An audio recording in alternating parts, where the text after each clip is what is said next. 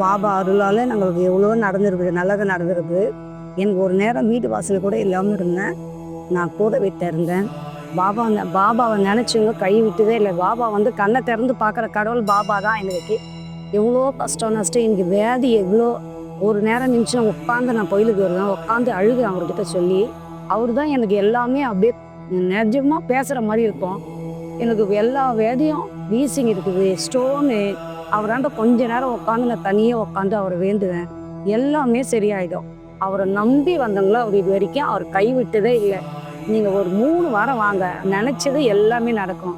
எனக்கு பிள்ளையே கிடையாது. என் பொண்ணுங்களுக்கு வேண்டனேன் வந்து இந்த ஒரு 6 எச்சபிள் என் பிள்ளைங்களுக்கு. ஆளுக்கு ஒரு பெரிய பொண்ணுக்கு ஒரு பையன், 2வது பொண்ணுக்கு ஒரு பையன், 3வது பொண்ணுக்கு நான் நினச்சி கூட பார்க்கல. பாபா தான் எனக்கு எல்லாமே. பாபா தான் எனக்கு ஒளி காட்டுற மாதிரி எனக்கு ஒரு அதிசயம் காமிச்சாரு. இல்லை இது என் பொண்ணு தான் நான் எல்லாரும் சொன்னாங்க. இல்லை, எனக்கு ஒரு ஒளி காமிச்ச மாதிரி காமிச்சார். இல்லைம்மா சார் பாபா வந்து எனக்கு அருள் கொடுத்தாருமா, இவ ஸ்ரீபாக்கு பையன்தாம்மா பிறக்கும். அப்போவே நான் சொன்னேன், எல்லாருக்கிட்டையும் ஒரு உற்சாகப்படுத்தினேன். எனக்கு பாபா இவ்வளோ ஒரு அற்புதம் காமிக்கிறாரு. இவரை நினச்சி வரவங்களுக்கு இது வரைக்கும் பாபா கைவிட்டதே கிடையாது.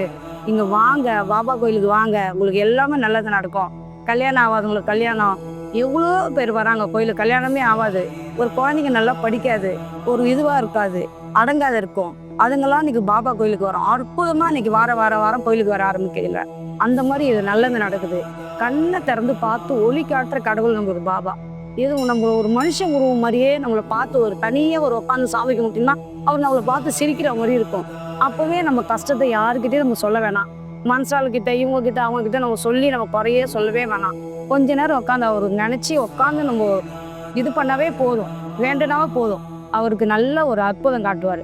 நம்மளுக்கு ஒரு நல்லது ஒரு நடக்கும். யாரும் வந்தாலும் ஒரு வாரம் வரவங்க தொடர்ச்சி வந்துக்கினே இருக்கிறாங்க. ஏன்னா அவர் அந்த அளவுக்கு எங்களுக்கு அற்புதம் பண்ணுறாரு. நினைக்கிறத நடத்துறாரு. அவர் வேண்டவங்களுக்கு கைவிட்டுகளே வணக்கம்.